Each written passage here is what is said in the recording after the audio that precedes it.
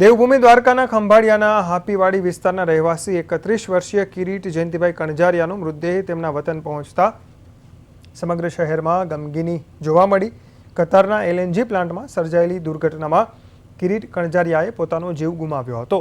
પરિવારનું ભવિષ્ય ઉજ્જવળ બનાવવાના સપના સાથે વિદેશ ગયેલા આ યુવાનના અકાળે અવસાનથી તેમના પરિવારજનો, ખાસ કરીને પત્ની અને બે નાના સંતાનો પર આભ ફાટી પડ્યું છે।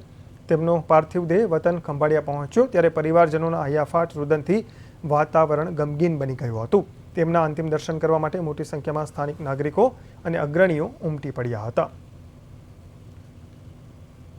વિસ્તારની અંદર એલએનજી કંપનીમાં જે ગેસ દુર્ઘટના થઈ એમાં ખંભાળિયા તાલુકાના હાપીવાડી હર્ષદપુર વિસ્તારના કિરીટભાઈ જયંતિભાઈ કણજારિયાનું જે અવસાન થયું છે, એમનો પાર્થિવ દેહ આજે અહીંયા વતને પહોંચતા સમાજના ઘણા બધા લોકો શમશાન યાત્રામાં જોડાયા છે અને આશાસ્પદ યુવાનનું બે એના સંતાનો છે અને નાની ઉંમરમાં મૃત્યુ થતાં પરિવાર ઉપર ખૂબ દુઃખની લાગણી છે અને આ પાર્થિવ દેહને અહીંયા પહોંચાડવામાં ભારત સરકાર અને કતારથી ત્યાંની એમ્બેસી દ્વારા પણ ખૂબ સાથ સહકાર મળ્યો છે અને સતત લાઇસનિંગમાં રહી એમનો મૃતદેહ અહીંયા ખંભાળિયા સુધી પહોંચાડ્યો। ત્યાં કતાર એનર્જી એલએનજી પ્લાન્ટ છે, એનો એક બરજાન પ્લાન્ટ છે જે એમાં વિસ્ફોટ થયો હતો રાત્રે 21 તારીખે સન્ડે।